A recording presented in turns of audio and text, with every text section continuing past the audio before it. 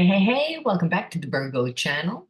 My name is Laura. If you're new to the channel, I'm going to do a general message for Virgo. Know that energy is fluid, roles could be reversed. Always interpret the message as it best resonates with you. Also know if you're new to the channel, I like to dive deep into the readings. So we look at everything, which means that I also look at the spiritual blocks, the shadows, and see how they play out as karmic themes within your experience. This will help you to break karmic cycles that keep you stuck in a place of disempowerment, stuck in a place of fear. Anytime that we're connected to someone that makes us not feel good about ourselves, mainly because of their own wounds, we always need to heal and integrate because we have the capability of then bringing that trauma into new relationships because trauma distorts our perceptions about ourselves and the world around us, making us form behaviorisms, core beliefs, behaviorisms, and habits that are in alignment with the trauma, the survival mechanism of the trauma, instead of what we're trying to create. All right. Now, if you want to enter into winning a free reading with me, you gotta like the video, subscribe to the channel, and write the word of the video in your comment bar. The word of the video is always the underlining energy that Spirit tells me where I need to start the reading, what we need to look at, what's the underlining energy that is explaining why everyone's doing what they do. Okay. That's important because, as I always say, a person that has shadows, they tend to never come from their true selves. They try to, make everybody believe that the mask that they're wearing is their true self. All right. Sorrow, sadness.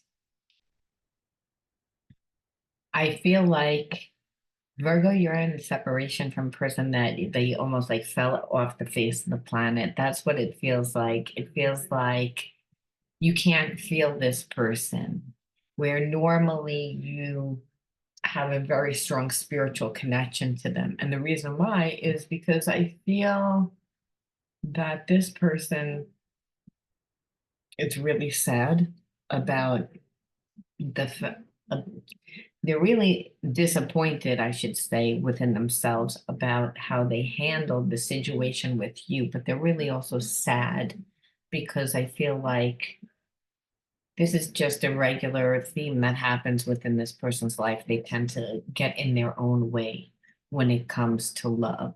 So there's a part of them that doesn't really believe that they can have love. They don't believe that they can be in a successful relationship. So I feel what happened is that this person believed that before they met you. And so they tended to have a very cocky and,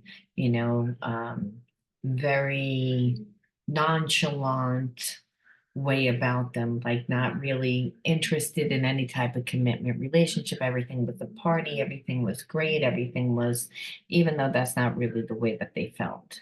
I felt like they were overcompensating for the feeling of really feeling inadequate. So this person formed a persona of being like a party person, someone that was cold, someone that, again, didn't really care, but that's not really their true way. Their true way is to be sensitive. It's just they have nothing but bad relationships. And after a while, when someone has had nothing but bad relationships and they don't integrate the spiritual lesson, they form personas. So, like I said, I feel like they fell off the face of the planet. When meanwhile, I feel like normally when you and this person had that very strong spiritual connection, ESP, it was because both of you have this type of energy, like where it can be very obsessive, where there was a lot of attraction, a lot of chemistry. And it didn't matter how long you wouldn't talk with this person, you could still feel that energetic cord. And now, like I said, I feel like it's triggering you a little bit, but it's mainly triggered this person. They're fearful that they lost you. And they're triggered that they lost you because they know that they were selfish, right? So I don't know how they were selfish. Let's take a look. Reckless, just not really caring about, again, having this persona, that they were a party person, that they were not committal, that, they would do crazy things, be known for, a reckless behavior, and that might be partying too much, drinking too much, dating 1,000 people, just taking risks, not just within the connection, but within their health, within their life. And you know that if that's the way that they are within their own life, if you're going to be with them, they're not going to treat you any better. Almost like I feel like this person wanted to come across almost like a James Dean. Is that when a rebel without a cause. Like this person didn't seem to have a cause. They just wanted to come across with that persona, but that persona was really just hiding them, was, sheltering them from really creating any type of intimacy or closeness. And it's really because, like you said, there's a part of them that is really lost. They don't know who they are. And I feel like that happens when we go from relationship to relationship to relationship, and we don't take the time out to not just do healing, but find ourselves. It's almost like this person lived a very, I want to say, sheltered life where they went to work, they came home, they have friends, but those friends are at the same level of consciousness as they are, where they go to work, they come home, and they don't really know who they are. So they wind up being very codependent within their relationships. They wind up giving all their power away in their relationships. And I feel like this is what has happened in the past. So there's a part of this person that's so sad that you and them are not speaking, but then there's also part of them that's terrified to be in any type of relationship, but they want to be in a relationship. They don't know how to be in a relationship because they don't really know who they are. So when you don't know who you are, you want one thing 1 second, and then another thing another second.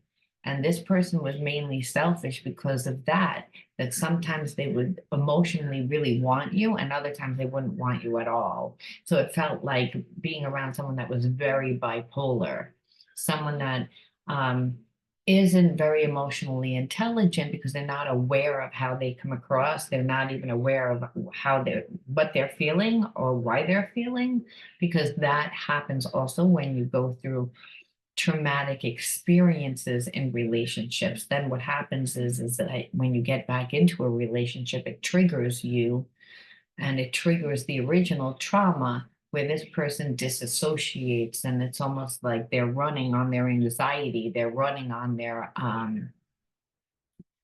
emotions, but then they're not emotionally intelligent. So they don't really even, they have a problem feeling who they are. And that happens from disassociation and almost like from being hyper vigilant for really long periods of time. And that can happen just from how a person feels about themselves, that they feel so inadequate that every time they get into a environment with someone that they really have feelings for, it overstimulates them and they get in their own way because the core belief is that they really don't believe that they can have love. But that's because of their behaviorism. So there's a sense that they're all messed up. You just feel lost where they are and insecure. Because if you don't know who you are, obviously you're going to feel insecure. And this person wouldn't let you get close, but always came across as um, confident because, again, they had a persona.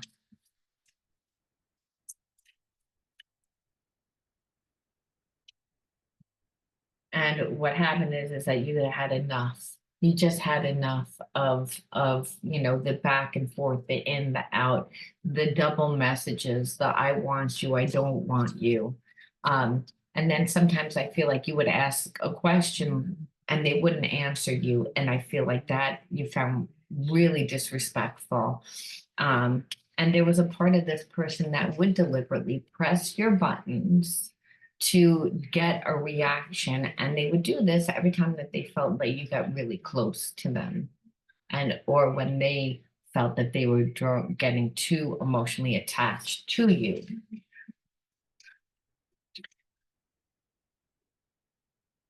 And again, what happens is that you get into a relationship with this person, and if you get too close, they feel like you're smothering them. They feel like when meanwhile you're not smothering them. It's that they have anxiety. That what happens is, again, they get around a person that they have feelings for. They become overly sensitive. They get in their own way. They have trauma that's not healed, so they actually begin to look for problems within the relationship and become really like reactionary. And that happens from being in a relationship or growing up with someone that was abusive and gaslighted you all the time. So growing up with a narcissist or dating a narcissist, what happens is that you begin to actually almost form eyes in the back of your head where you're like not your amygdala swells, and that's the survival gland, right? That's in your mind. That's job is to sense out outside stimuli that corresponds with any traumatic event that you've ever had. And this person has had nothing but bad relationships, I feel like. So again, this is why they don't know who they are, because they based a lot of who they are on their relationships. And that started off in childhood from not being brought up in an environment that was supportive. So what happens is this person gets so much anxiety that it's like they just react and respond almost. It's such a fast survival mechanism that you're like, okay, like I feel like you're bipolar. I feel like everything will be fine one this day and then the next day or 5 minutes later, like you will then have a problem. And that's because this person, like again, has a lot of unresolved trauma. So it kind of keeps you in a like in a loop, right? Of like where you become hyper vigilant. And I feel like that was starting to happen to you. You started to get anxiety because this person continued their fear. They were projecting their fear onto you. And then when you would say something to them, they would be like, "Oh, you're judging me." And that's because they feel insecure. So everything that they hear is distorted, which again, when we have wounds and we don't heal and integrate them, we see things not as they are. We see them as we are, and we don't hear things as they are. We hear them as we are per se, or as we relate to. And this person, like I said, isn't strong within themselves. And I really am getting the vibe that they were brought up by a really like somebody that didn't give them support or love. It might have even been ignored. So again, there's a sense of not feeling good enough, not feeling worthy. We don't realize when we grow up with childhood trauma, if we don't heal it, we form behaviorisms and habits to try to get love. And so I feel like at one time, your person actually was really loving, very sensitive, really giving, but they got hurt, they got hurt, they got hurt, they got hurt, they got burnt, they got burnt to the point that they were like, it's not possible for me. It doesn't happen. People misunderstand me. They say that all the time. People misunderstand me. I don't fit in, which is why they've taken on that rebel without a cause persona. It's much better than feeling defective, right? No one wants to walk around like that. And it's all because of trauma. Like I said, and I'm really feeling just the unresolved trauma that this person has makes it really difficult. So, you may say, oh, this person never cared about me. I don't really feel that that's true. Not that it makes a difference. I mean, I feel like when we have awareness of why a person does what they do, we can again look at the situation through a different perception, because the love that people share when they're a soulmate, they can feel it. You can feel it. There's a strong spiritual connection. That doesn't die. That doesn't go, because everyone has a deity part of self, which is a God part of self. And that's the part that you connect with this person. And that part is of unconditional love. You feel like home. The person feels like home. However, all the spiritual blocks from the childhood trauma and all the bad relationships have formed so much anxiety within this person that it makes it almost impossible for them to stay present in a relationship, meaning only in the now, in the moment. They're continually looking for a problem, strategizing, not trusting, living in fear, and then any little thing that you do, they're reacting. And this is what makes them hate themselves. This is what makes them not like themselves. This is what makes them feel that they're defective, because of this overstimulation, which happens if you're a highly sensitive person and you grow up in an environment that is traumatic.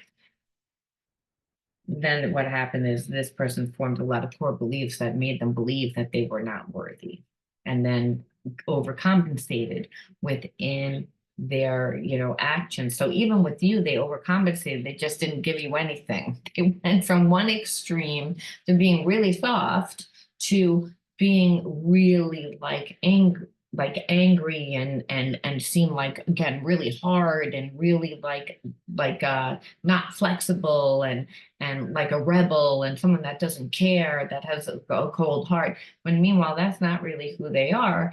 They again overcompensate, either like too much or too little. And what we see is normally they did too much, but with you they did too little, which I feel like that's your karmic theme, where you're like, of course, you do too little. Like, because that's what I normally get. I get people that are emotionally not capable. They don't show up for me. That's what I feel like what happens with you, Virgo. But we're going to look at your inner child wounds before. I would want to see, what is this person like really thinking? I'm not going to give into fear. I know fear is only an illusion. So this person, I feel like that's their mantra, that they're like, I can't live this way anymore. I can't live this way. And there's a part of them that's like, I'm not going to go give into fear. So let me run out and be in a relationship. And that's not really good, because they're like, again, trying to control the situation. Because if you don't feel good about yourself and you don't know who you are and you're always strategizing and you're always worried about what the person might do or could do, then you're not going to be able to not give in to fear. And that's what I see here. I see that this person is trying to like muster up, you know, the energy to change, but they don't know how to change. You show up in my dreams. It helps me process buried memories. So this is a past life connection. And I do believe that, because there is unconditional love, even if you're not someone that stays in this person's life because they're too broken or too that need to do the healing, you showing up in their life is actually making this person return to the heart, get out of the head, which they need to do, because the head has been conditioned, has been programmed through their experiences, through their habits, which, understand, your habits and doing things every day creates neurological pathways, which is what makes things automatic. Automatic behavior is that. And it's also a survival mechanism, whether it's psychological or emotional, it doesn't matter. The brain doesn't know the difference. So again, even if you're not going to be with this person because this person isn't healed enough, they know that this is a spiritual connection and it's doing something to them inside. It's healing them. I just don't feel like it's healing them really fast enough. I'm seeing synchronicities like your name or 111 and working out what they mean. So there's a sense again of this spiritual connection, looking for answers, looking for guidance, which again is really good because it's getting them out of their head, out of that logical, analytical mind, which is where the subconscious mind also tends to be, and into the healing part of themselves. The reptilian mind is what I'm meaning to say. The reptilian mind is that subconscious mind that holds all our wounds. And when we overthink, we have a way of activating that, which happens with this person. So they overstimulate themselves. So then they can't think and they can't make the right decisions. There's a reason why it's called stuck and stupid. Because again, the person's so overstimulated that they get in their own way, they do the exact opposite of what they should do. But again, the whole time they're like, this is a spiritual connection. So we see it already. One more. I need to move slowly with this, but trust that I am moving even when it seems like I'm not. So again, this person is healing. It's they're trying to heal, I should say.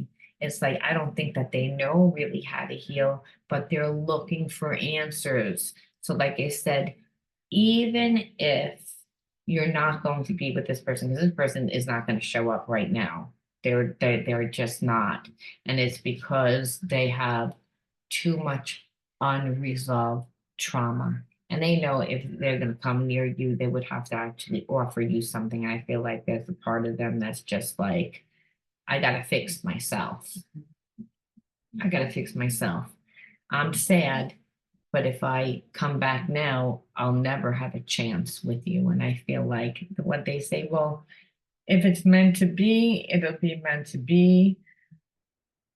There's also a sense of, like I said, they don't want to like ruin the situation like from, more. There's a sense of I can heal and possibly fix this, but they don't really know when. And they say that because they say that they're moving. So where are they moving? I feel like there's a sense of I am moving towards you. However, it's very, very slow. And you might not be there anymore by the time I come back. However, I think they hold on to the idea that you will because it helps them actually do the healing because there is that spiritual connection. It's just they're like a baby trying to find their way right now. And they know if they come back to you, they'll that like right now that they're not ready. But this is a spiritual connection. So we have to say, well, what did you benefit from? Because we see how this person benefits. This person's getting out of that logical, analytical, reptilian mind, the survival mind, moving into their heart, getting more into the spiritual mind where they're looking for synchronicities and an answer from a higher power, getting more grounded, and just seeking healing right now, where that's what they needed to do. That's right now, and they wouldn't have done it unless you separated, which you did. That's why again they're sad. However, again, spirit doesn't just bring one person. Sorry, it dropped a few cards on the ground. It doesn't just bring people into our life, right? Like without us benefiting also. So we have to say, why did I attract this person? And obviously you needed healing because, this person is not healed and like goes to like. So we have to say, why did I attract this person into my life? And how can I transmute this energy? Because, if you like this person and it was such a strong chemistry and spiritual connection, it's kind of a bummer that it didn't work out. However, we have things that we need come into our life, not necessarily what we want. So nevertheless, once we again integrate this energy, we're more than likely able to connect to what it is that we want, become a magnet for what we want, where your person is moving a lot closer to what they want because it's making them do the work.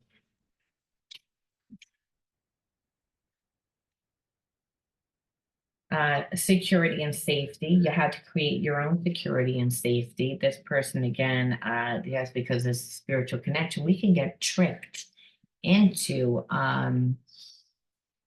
like the connection being safe and secure because the person feels like home. But if we don't take the time to really like look and acknowledge the red flags, well, we can see that it could actually be a very devastating karmic thing where it would rob our security and our safety, which in a way, this person was running around in circles. And if you would have stayed, you know, wanting you, but not wanting you, coming like reacting all the time from their emotions and they're not healed. I mean, that nothing strips away a person's security because our security isn't really the house that we live in, it's how strong we feel within ourselves. So growing up in an environment that possibly didn't make you feel safe or secure, or dating people in the past that didn't make you feel safe and secure. And here it is, you're attracting the same thing. So you did that yourself during this time. I believe that you disconnected and was like, I got to work on myself.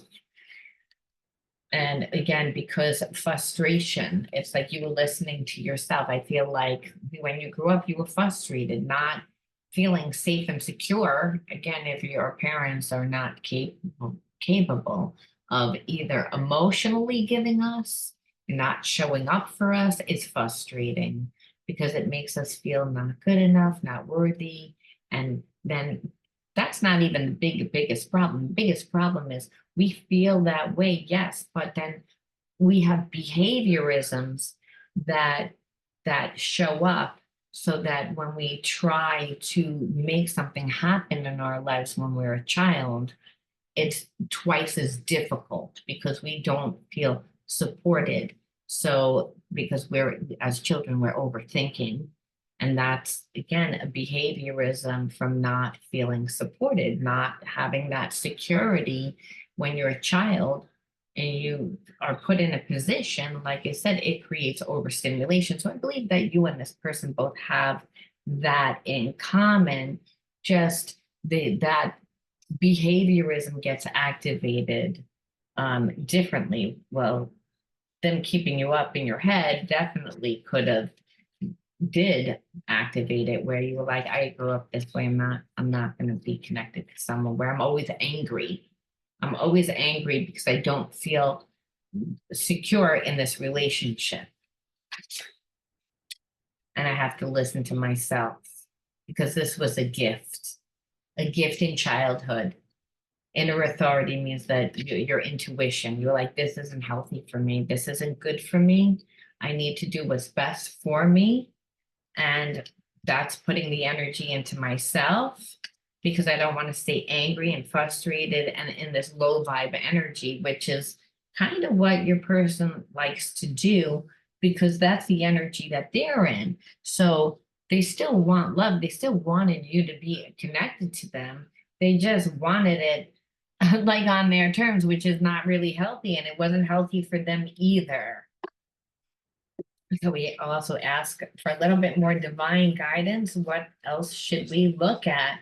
Meaning that we're not going to be with this person and we put the energy into ourselves, creating our security.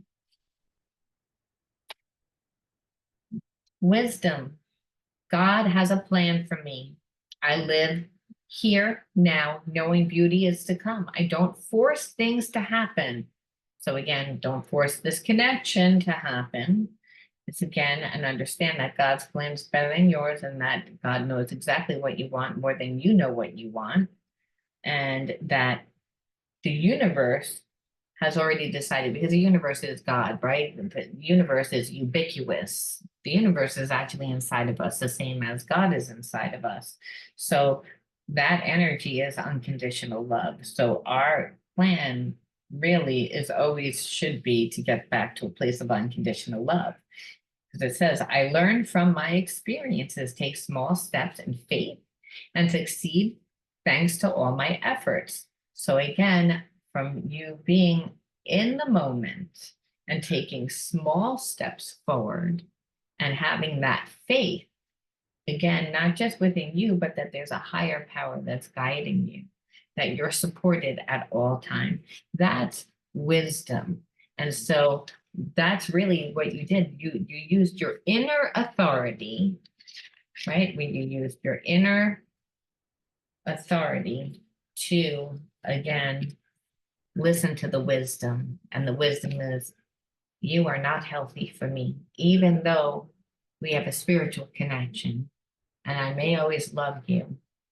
You're not healthy for me because you need to do the healing. So I know that God's plan is better than my own. So even though I have feelings for you, I'm going to let that go and let the universe do what it needs to do to show me that I'm supported. And I'm going to leave that there, Virgo. You let me know how you resonated with this one. Talk to you guys soon. Bye.